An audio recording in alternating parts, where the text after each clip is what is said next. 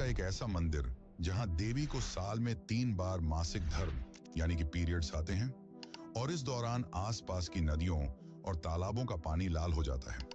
ये मंदिर भारत के बाकी देवी मंदिरों से अलग है क्योंकि यहाँ देवी की कोई मूर्ति नहीं है, बल्कि उनकी योनि की पूजा की जाती है।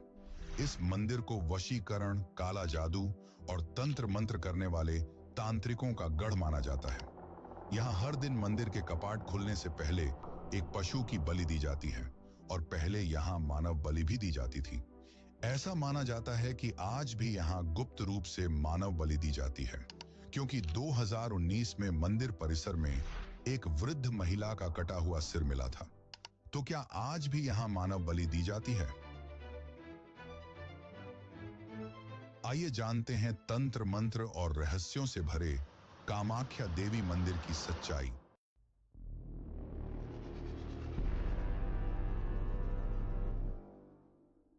असम के गुवाहाटी में स्थित कामाख्या मंदिर 51 शक्तिपीठों में से एक है।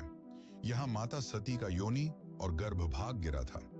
यही कारण है कि यह मंदिर 51 शक्तिपीठों में सबसे महत्वपूर्ण माना जाता है, क्योंकि योनि को जीवन के सृजन और संचार का सबसे बड़ा प्रतीक माना जाता है।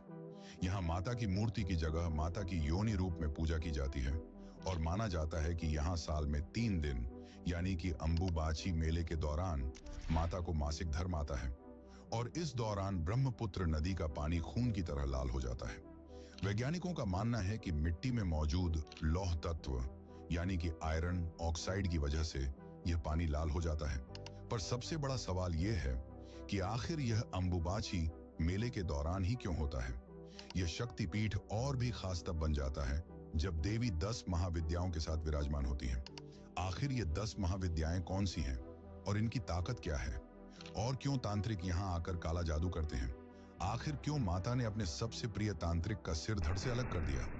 और इतिहास में ऐसा क्या हुआ कि मां कामाख्या ने असम के राजवंश को श्राप दे दिया, जिससे सदियों बाद भी उनका मंदिर में प्रवेश निषेध है? और सबसे बड़ा सवाल यह है कि मंदिर को किसने बनवाया, क्योंकि इतिहासकारों का मानना है कि इस मंदिर को 8वीं से 9वीं शताब्दी के बीच बनवाया गया था, पर हमारे धर्म ग्रंथों में तो कुछ और ही लिखा मिलता है।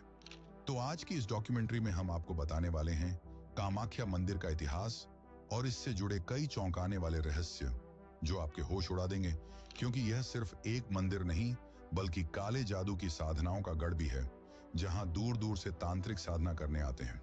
तो चलिए जानते हैं इन रहस्यों को, और अगर वीडियो अच्छी लग रही है तो इसे लाइक जरूर करें।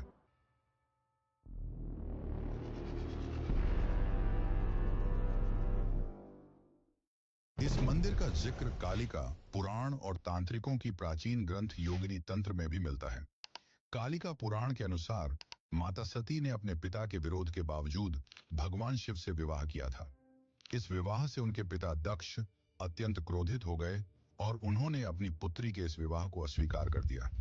कुछ समय बाद दक्ष ने एक भव्य यज्ञ का आयोजन किया, जिसमें सभी देवी देवताओं, यक्षों, ऋषियों और शक्तिशाली राजाओं को आमंत्रित किया गया, लेकिन उन्होंने शिव को निमंत्रण नहीं भेजा। जब माता सती को इस बात का पता चला तो वे अत्यंत क्रोधित हो गईं और शिव के मना करने के बावजूद अपने पिता के यज्ञ स्थल पर जा पहुंची। वहां जाकर उन्होंने अपने पिता से कहा, आपने सभी देवी देवताओं को बुलाया, पर शिव जो स्वयं सृष्टि के पालनहार हैं, उन्हें निमंत्रण नहीं दिया। इस पर दक्ष ने अपने अहंकार में शिव का अपमान करते हुए कहा, वह भिक्षुक जो श्मशान में रहता है, उसकी क्या योग्यता है कि मैं उसे अपने यज्ञ में बुलाऊं। इस अपमान को माता सती सहन नहीं कर पाई। उनका हृदय व्यथित हो गया और उन्होंने शिव के प्रति अपनी निष्ठा दर्शाते हुए उसी यज्ञ की अग्नि में स्वयं को समर्पित कर दिया। जब शिव को इस घटना का पता चला तो वे क्रोध से भर गए और उन्होंने दक्ष का वध करने के लिए वीरभद्र को उत्पन्न किया। वीरभद्र ने एक ही झटके में दक्ष का सिर उसके धड़ से अलग कर दिया। फिर शिव सती के विरह में उनके मृत शरीर को लेकर पूरे ब्रह्मांड में भटकने लगे। तब भगवान विष्णु ने अपने सुदर्शन चक्र से माता सती के शरीर के टुकड़े कर दिए और जहां जहां ये टुकड़े गिरे वहां शक्तिपीठों की स्थापना हुई। कामाख्या देवी मंदिर में माता सती का योनि गिरा था, जिसके कारण यह शक्तिपीठ अन्य सभी शक्तिपीठों से अलग और विशेष माना जाता है। इन घटनाओं के बाद भगवान शिव अपनी समाधि में लीन हो गए। तभी तारकासुर नामक एक असुर ने ब्रह्मा जी की कठोर तपस्या कर अपार शक्ति प्राप्त कर ली और तीनों लोकों पर अपना अधिकार जमा लिया। इससे सभी देवता अत्यंत परेशान हो गए और ब्रह्मा जी के पास पहुंचे। तब ब्रह्मा जी ने कहा, तारकासुर का वध केवल शिव के पुत्र द्वारा ही किया जा सकता है। लेकिन महादेव तो उमानंद पर्वत पर गहरी ध्यान अवस्था में लीन थे। उनके ध्यान को भंग करने का कार्य कामदेव को सौंपा गया। इसके बाद कामदेव ने शिव जी पर पुष्प बाण चलाया, जिससे उनकी समाधि टूट गई।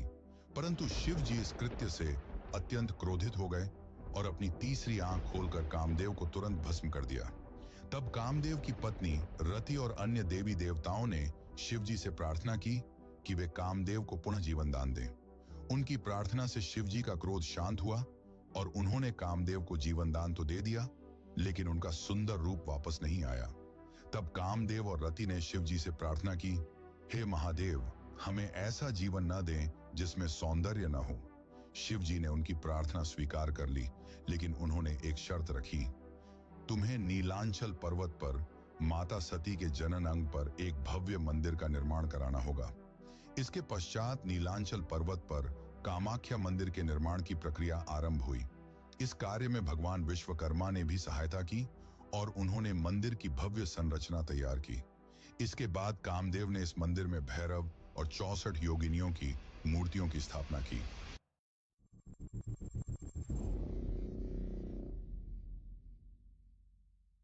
वैसे दोस्तों, एक और कथा है जो काफी प्रसिद्ध है।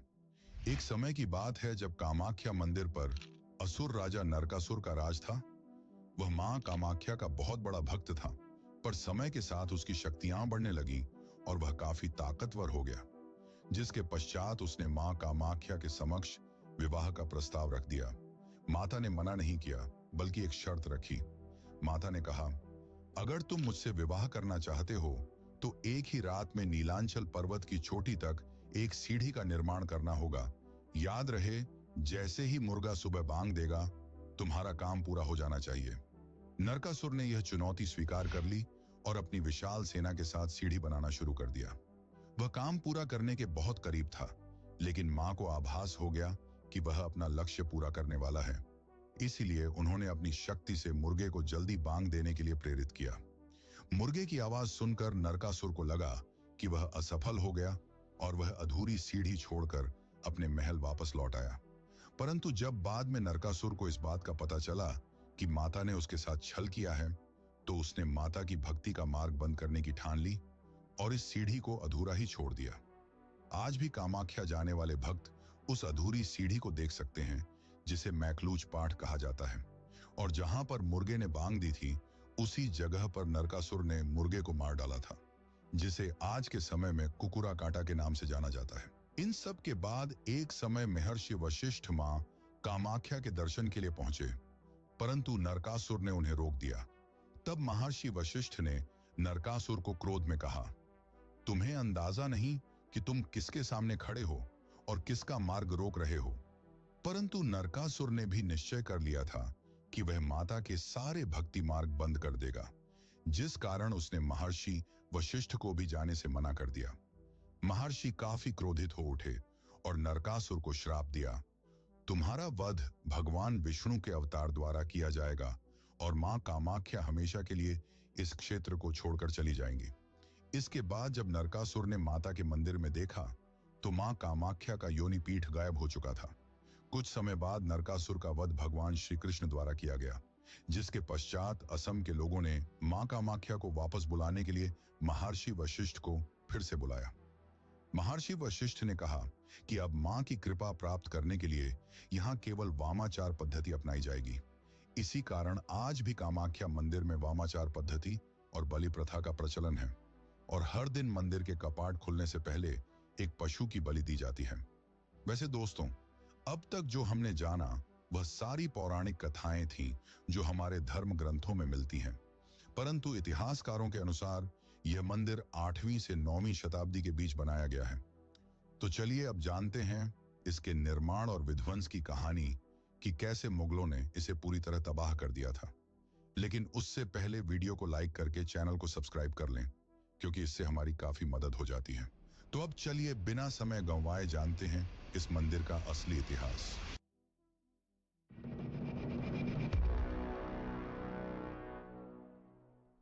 मंदिर का सबसे पहला उल्लेख 8वीं से 9वीं शताब्दी में मिलता है, जब यह क्षेत्र पाल वंश यानी कि पाला डायनेस्टी के अंतर्गत था। पाल राजाओं ने हिंदू धर्म और तांत्रिक साधनाओं को प्रोत्साहित किया, इसीलिए कामाख्या मंदिर में तंत्र साधना और हिंदू शक्ति उपासना का अद्भुत संगम देखने को मिलता है। ऐसा माना जाता है कि मंदिर का प्रारंभिक निर्माण असम के स्थानीय कछारी राजाओं ने किया था, जिन्हें शक्ति की पूजा का ज्ञान था। कामरूप राज्य के शासक इंद्रपाल, धर्मपाल और जयपाल ने इस मंदिर को और भव्य रूप दिया।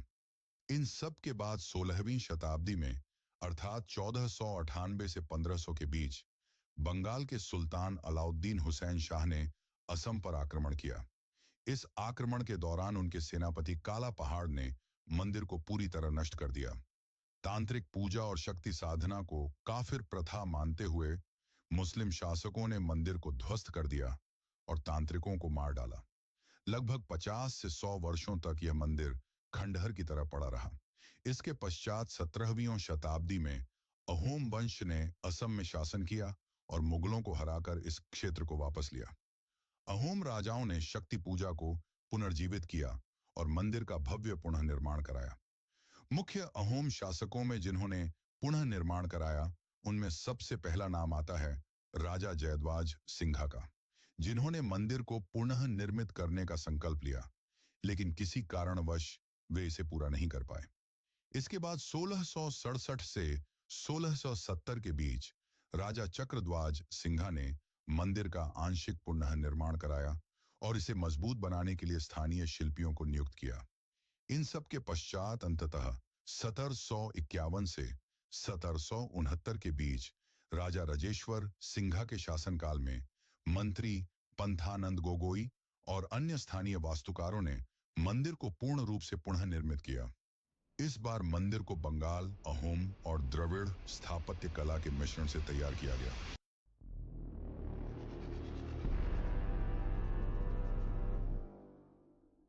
कामाख्या मंदिर में हर साल अंबुबाची मेले का आयोजन किया जाता है, जिसमें दुनिया भर के तांत्रिक भाग लेते हैं और माना जाता है कि इस दौरान देवी कामाख्या साल में एक बार मासिक धर्म यानी कि पीरियड्स में जाती हैं और इसी दौरान ब्रह्मपुत्र नदी का पानी खून की तरह लाल हो जाता है।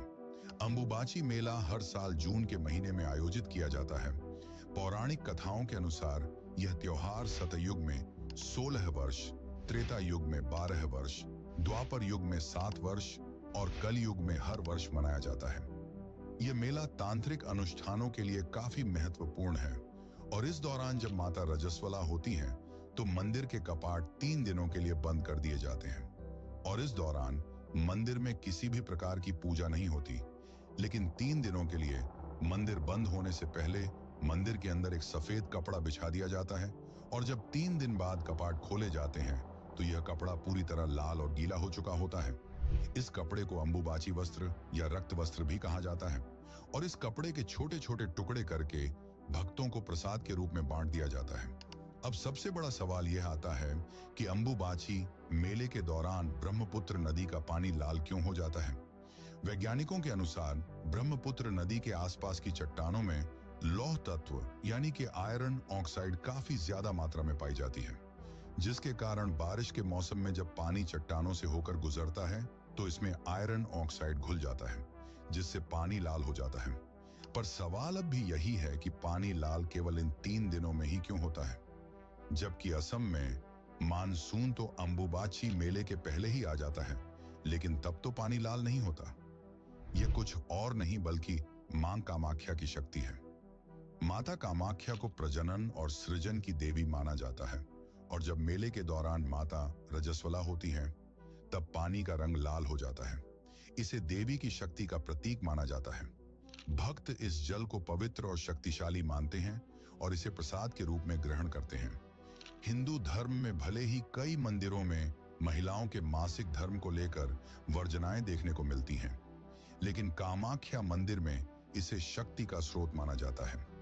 इसी कारण यह मंदिर स्त्री ऊर्जा की सबसे बड़ी शक्तिपीठ कहलाता है।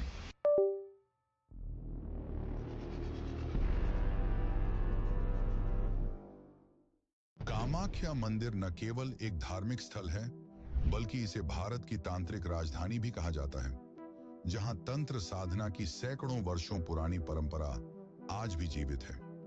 यह मंदिर तंत्र मार्ग की 10 महाविद्याओं की सिद्ध भूमि है। वे 10 महाविद्याएं हैं: काली, तारा, भुवनेश्वरी, छिन्नमस्ता, त्रिपुरा, भैरवी, धूमावती, बगलामुखी, मातंगी और कमला। यहाँ तांत्रिक, साधु, अघोरी और सिद्ध योगी अपनी गुप्त सिद्धियां प्राप्त करने के लिए आते हैं। और यह मंदिर काली एवं शक्ति की उपासना का सबसे बड़ा केंद्र माना जाता है। यहाँ गुप्तनाथ संप्रदाय, अघोरी परंपरा और वामाचार तांत्रिक साधना की प्राचीन परंपरा चली आ रही है, जिस कारण कामाख्या मंदिर को तांत्रिकों की काशी भी कहा जाता है। इस मंदिर में देवी को प्रसन्न करने के लिए मुख्य रूप से नर, बकरों, भैंसों और कबूतरों की बलि दी जाती है, लेकिन मादा पशुओं को बलि से दूर रखा गया है। माना जाता है कि जो भक्त पशुओं को कटता देखता है, वह पूरे साल सुखी जीवन व्यतीत करता है। इस मंदिर के परिसर में हर ओर लाल रक्त का दृश्य दिखाई देता है। एक और अद्भुत रहस्य यह है कि मंदिर के गर्भगृह में स्थित योनि आकार के पत्थर से हर समय पानी का बहाव होता रहता है। आज तक इस जल स्रोत का कोई वैज्ञानिक स्पष्टीकरण नहीं मिला है, लेकिन इसे देवी की कृपा और सृजन का प्रतीक माना जाता है और भक्त इसे प्रसाद के रूप में ग्रहण करते हैं। वैसे क्या आपको पता है कि कामाख्या मंदिर में मानव बलि भी दी जाती थी और शायद आज भी यह काम चोरी छुपे किया जाता है? क्योंकि समय समय पर ऐसे मामले सामने आए हैं जिसमें 2019 का मामला चौंकाने वाला था। तो चलिए जानते हैं मानव बलि की असली सच्चाई। पर उससे पहले अगर आपको वीडियो अच्छी लग रही हो तो इसे लाइक करें और चैनल को सब्सक्राइब कर लें। यह आपके लिए तो फ्री है, लेकिन इससे हमारी काफी मदद हो जाती है।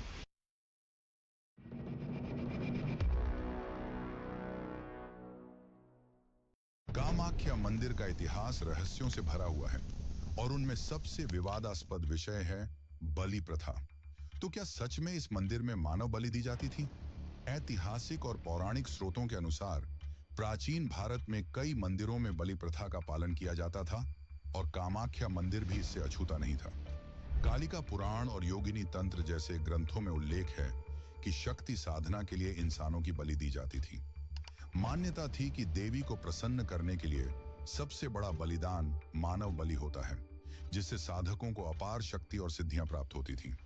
यह भी कहा जाता है कि बलि देने के लिए खास कुलाचार तांत्रिकों को चुना जाता था, जो गुप्त अनुष्ठान करके इसे संपन्न कराते थे। असम के अहोम राजाओं के शासनकाल यानी कि 13वीं से 18वीं शताब्दी में भी कुछ शासकों द्वारा मानव बलि की परंपरा का पालन करने का जिक्र मिलता है। 1832 में ब्रिटिश अधिकारी जॉन बटलर ने अपनी रिपोर्ट में लिखा कि उन्होंने असम में कुछ मंदिरों में मानव बलि की परंपरा देखी थी, जिसमें कामाख्या मंदिर भी शामिल था। कुछ मान्यताओं के अनुसार यह प्रथा 19वीं शताब्दी के अंत तक धीरे धीरे खत्म हो गई। लेकिन क्या यह सच में बंद हो गई है? क्योंकि 16 जून 2019 को कामाख्या मंदिर परिसर में जॉय दुर्गा मंदिर की सीढ़ियों पर एक 66 वर्षीय महिला का सिर कटा शव एक कंबल से ढका हुआ पाया गया था। यह घटना आधी रात को भूतनाथ मंदिर में पूजा के बाद शुरू हुई, जहां से सभी लोग पहले कामाख्या मंदिर गए और फिर बगुला मंदिर के पास श्मशान घाट पहुंचे। पीड़िता को बाद में जॉय दुर्गा मंदिर ले जाया गया, जहां पूजा के दौरान शराब और मांस का सेवन किया गया। पीड़िता को इस बात का अंदाजा नहीं था कि यह पूजा उसकी बलि के लिए की जा रही है। पूजा की एक विशेष रस्म के बाद उसका सिर कुल्हाड़ी से काट दिया गया। यह सिर्फ एक घटना है जिसके बारे में हमें पता है। न जाने ऐसे और भी कितनी घटनाएं होती होंगी जिनका हमें पता भी नहीं चलता।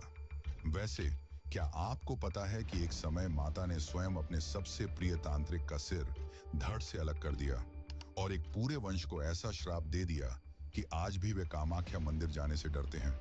तो चलिए जानते हैं इसके बारे में।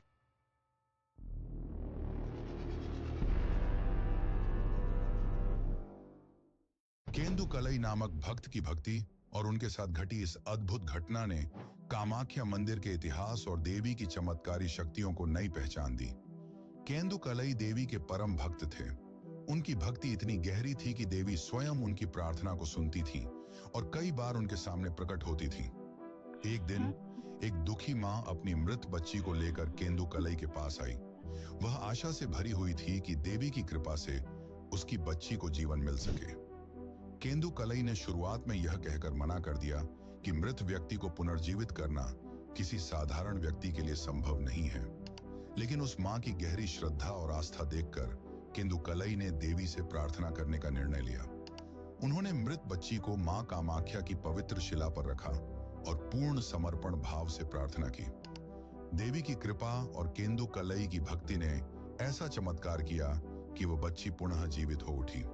यह घटना पूरे नगर में फैल गई और केंदुकलई की भक्ति तथा मां कामाख्या की शक्ति का एक अद्भुत प्रमाण बन गई। यह चमत्कार इस बात का प्रतीक था कि जब किसी की आस्था और विश्वास सच्चे होते हैं तो देवी की कृपा अदृश्य रूप में प्रकट होकर भक्तों का कल्याण करती है। केंदुकलई की भक्ति आज भी श्रद्धा और विश्वास का प्रतीक मानी जाती है। इस घटना से प्रेरित होकर राजा नर नारायण ने भी मां का साक्षात दर्शन करने की इच्छा व्यक्त की। उन्हें यह सुनने को मिला था कि केंदुकलई इतने बड़े भक्त हैं कि उनकी प्रार्थना से मृत व्यक्ति भी जीवित हो सकता है। स्थानीय मान्यता के अनुसार रात के समय जब कामाख्या मंदिर के कपाट बंद हो जाते थे, तब केंदुकलई विशेष पूजा किया करते थे। इस पूजा के दौरान वे अपनी आंखों पर पट्टी बांधकर देवी का आह्वान करते थे, भजन गाते थे और मंत्रों का उच्चारण करते थे। भक्तों का विश्वास था कि इस दौरान मां कामाख्या स्वयं प्रकट होती थी और केंदुकलई के साथ संवाद करती थी। राजा नर नारायण ने अत्यधिक आग्रह किया तो केंदुकलई ने उन्हें एक उपाय सुझाया। केंदुकलई ने कहा कि जब वे मां की स्तुति करना शुरू करें, तब राजा गर्भगृह के एक छोटे छिद्र से मां के दर्शन कर सकते हैं। जब केंदुकलई ने मां कामाख्या की स्तुति की, तब देवी उनकी भक्ति और विशेष पूजा से प्रसन्न होकर प्रकट हुई। लेकिन शीघ्र ही देवी को राजा नर नारायण की छिपी उपस्थिति का आभास हो गया। यह एक अनादर और छल था जिससे मां कामाख्या क्रोधित हो गईं। यह अपमान उन्हें असहनीय लगा और उन्होंने राजा नर नारायण को श्राप दे दिया कि उनके वंश का कोई भी सदस्य यदि इस क्षेत्र में प्रवेश करेगा तो उसकी मृत्यु हो जाएगी। देवी के इस श्राप से भयभीत होकर राजा नर नारायण ने वह क्षेत्र छोड़ दिया। यह श्राप इतना प्रभावशाली था कि आज भी उनके वंशज कामाख्या क्षेत्र से गुजरते समय अपनी आंखें ढक लेते हैं या छत्र का उपयोग करते हैं ताकि वे गलती से भी मां कामाख्या के दर्शन न कर लें। यह घटना केवल राजा नर नारायण तक ही सीमित नहीं रही, इसका प्रभाव केंदुकलई पर भी पड़ा। कुछ कथाओं के अनुसार देवी ने क्रोधित होकर केंदुकलई का सिर धड़ से अलग कर दिया। अन्य कथाएं कहती हैं कि मां ने उन्हें पत्थर की मूर्ति में बदल दिया। दोनों ही कथाएं मां कामाख्या के क्रोध और केंदुकलई के प्रति उनके अद्वितीय संबंध को दर्शाती हैं। यह कथा मां कामाख्या की अपार शक्ति और भक्तों की गहरी आस्था का प्रतीक बन गई। धरती के इस कोने में जहां तांत्रिकों के मंत्रों की गूंज और देवी के आशीर्वाद का प्रकाश हमेशा बना रहता है, वहां स्त्री की शक्ति को एक अलग ही नजरिए से देखा जाता है। यहाँ मासिक धर्म को गंदगी नहीं, बल्कि सृजन की वह शक्ति माना जाता है जिससे पूरी सृष्टि चलती है। जब दुनिया के कई हिस्सों में आज भी महिलाओं को इस प्राकृतिक प्रक्रिया के दौरान अछूत समझा जाता है, कामाख्या उन्हें देवी का रूप बताकर पूछता है। अंबुबाची के उन 3 दिनों में जब मंदिर के पट बंद रहते हैं, तो हवा में एक अजीब सी रहस्यमयी ऊर्जा भर जाती है। मान्यता है कि इन दिनों धरती स्वयं रजस्वला होती है। जब मंदिर फिर से खुलता है, तो भक्तों के हाथों में जो लाल कपड़ा आता है, वह सिर्फ एक प्रसाद नहीं, बल्कि प्रकृति के उस रहस्य का प्रतीक है जिसे समाज ने सदियों से छुपाने की कोशिश की है। आधुनिक विज्ञान भी मानता है कि इस दौरान मंदिर के आसपास की मिट्टी में आयरन ऑक्साइड की मात्रा बढ़ जाती है, जो पानी को लाल रंग देती है। लेकिन यहाँ की कहानी सिर्फ पूजा पाठ तक सीमित नहीं है। कामाख्या के इतिहास का एक पन्ना ऐसा भी है जिसे पलटने से आज भी लोग हिचकिचाते हैं। देवदासी प्रथा के नाम पर चली आ रही वह कुप्रथा जिसने न जाने कितनी महिलाओं के जीवन को तहस नहस कर दिया। मंदिर की सेवा के नाम पर शुरू हुई यह परंपरा धीरे धीरे महिलाओं के शोषण का साधन बन गई। आज जब यह प्रथा बंद हो चुकी है, तब भी इसकी यादें यहाँ की दीवारों से चिपकी हुई हैं। आज के दौर में जब नारीवाद अपनी पहचान की तलाश कर रहा है, कामाख्या मंदिर एक अजीब विरोधाभास बना हुआ है। एक तरफ तो यह स्त्री शक्ति का प्रतीक है, जहां दुनिया भर से महिलाएं अपनी आध्यात्मिक ताकत को तलाशने आती हैं। दूसरी ओर इसका अतीत उन सामाजिक बेड़ियों की याद दिलाता है जिन्हें तोड़ने में अभी बहुत समय लगेगा। शायद यही इस जगह की सबसे बड़ी सीख है कि शक्ति और शोषण के बीच की रेखा हमेशा बहुत पतली होती है। यहां आकर हर महिला को एहसास होता है कि उसके शरीर में छिपी वह शक्ति, जिसे समाज ने सदियों से अपवित्र कहा, वही असली देवत्व है। जब वह लाल कपड़े को प्रसाद के रूप में लेती है, तो वह सिर्फ एक धार्मिक अनुष्ठान नहीं, बल्कि अपने अस्तित्व का उत्सव मनाती है। कामाख्या की यही सच्चाई इसे दुनिया भर में इतना खास बनाती है। जहां एक और तांत्रिक अपनी सिद्धियां पाने की कोशिश करते हैं, वहीं आज की नारी अपनी पहचान की तलाश में यहां आती है।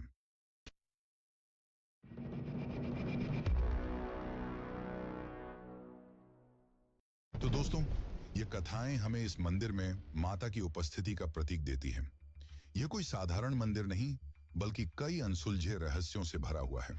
अगर आप इस वीडियो को यहां तक देख चुके हैं, तो इसका मतलब है कि कहीं ना कहीं आप भी इस रहस्य से जुड़े हुए हैं। अब सवाल यह है, क्या आप इस दिव्य ज्ञान को दूसरों तक पहुंचाना चाहते हैं? अगर हाँ, तो वीडियो को लाइक करें, क्योंकि जब आप लाइक करते हैं, तो यह वीडियो और लोगों तक पहुंचता है और उन्हें भी इस रहस्य के बारे में जानने का मौका मिलता है। अगर आपको लगता है कि यह जानकारी आपके दोस्तों, परिवार वालों या किसी भी आस्तिक को चौंका सकती है, तो इस वीडियो को शेयर करें। और अगर आप ऐसी ही और रहस्यमयी कहानियां और अद्भुत खुलासे जानना चाहते